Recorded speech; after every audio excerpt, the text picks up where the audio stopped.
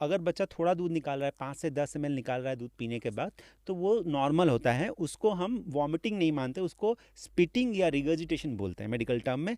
मतलब बच्चा थोड़ा सा दूध निकाल रहा है, ठीक है। इसका दो कारण होते हैं। एक तो ये होता है कि बच्चा जब दूध पी रहा होता है तो उसके साथ थोड़ी बहुत हवा भी निकल लेता है।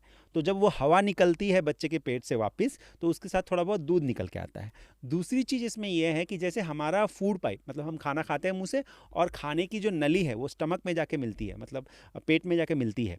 तो वहाँ पर एक दरवाज़ा होता है, वाल्व होता है। जी। वो वाल्व बच्चों को 1 साल तक पूरी तरह से तैयार नहीं होता है, और अक्सर बच्चा लेटा हुआ रहता है। तो क्या जी। होता है, दूध वापस गले में आ जाता है और निकल जाता है। अच्छा। तो ठीक है, इसके लिए क्या करना होता है कि हर बार बच्चे को दूध पिलाने के बाद आप 15 मिनट थोड़ा सीधा रख के उसको बर्प कीजिए। तो उसका जो हवा है जो उसने swallow करी वो निकल जाएगी, बर्प ले लेगा बच्चा। तो फिर बच्चा उतना ज़्यादा रिगर्जिटेशन नहीं करेगा।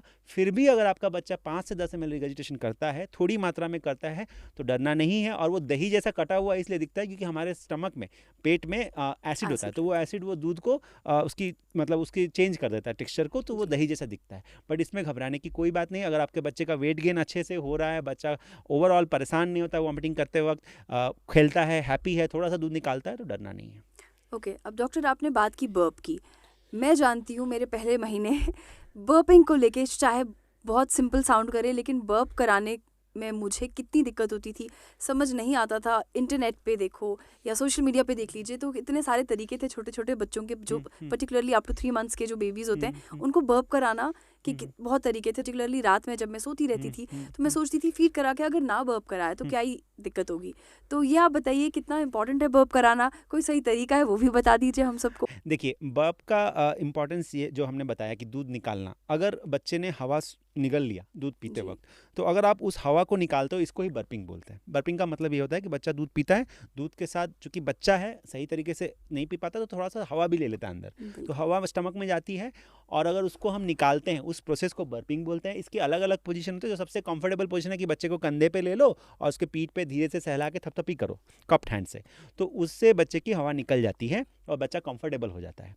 और भी 2 पोजीशन है उसके, वो हम स्क्रीन पे दिखा देंगे। तो बिल्कुल। ये बर्प अगर आप नहीं करते तो क्या होगा, वो हवा जो है पेट में रहेगी, और बाद में बच्चे को गैस की वजह से दर्द हो सकता है। या फिर जो रिगर्जिटेशन या दूध बच्चा निकाल देता है, वो उल्टी कर देता है दूध, उल्टी तो नहीं बोलेंगे उसको, रिगर्जिटेशन या स्पिटिंग बोलते हैं, तो वो ज़्यादा मात्रा में होगी। तो इसलिए आपको बर्प करना ज़रूरी है। अगर बच्चा रात में भी दूध पी रहा है ना, तो ज़रूरी नहीं है कि हर बार माँ ही बर्प करे। उसके पिताजी या फिर दादी नानी जो भी रिलेटिव्स हैं, वो भी बच्चे को बर्प कर सकते हैं। बर्पिंग के लिए ये ज़रूरी नहीं है कि हर बार माँ ही बर्प करे, क्योंकि माँ ऑलरेडी बहुत ज़्यादा डिलीवरी की वजह से उसकी हेल्थ पे असर पड़ा होता है, थक जाती है बिल्कुल। दूध पिलाते पिलाते। तो दूसरे लोग भी माँ का ध्यान रखें, और बच्चे की बर्पिंग कोई भी कर सकता है, सही तरीके से करना है। जो पोजीशंस हमने स्क्रीन पे दिखाया, उस पोजीशंस में कोई भी अच्छे से करेगा, धीरे धीरे करेगा, तो बच्चे का काम हो जाएगा उससे।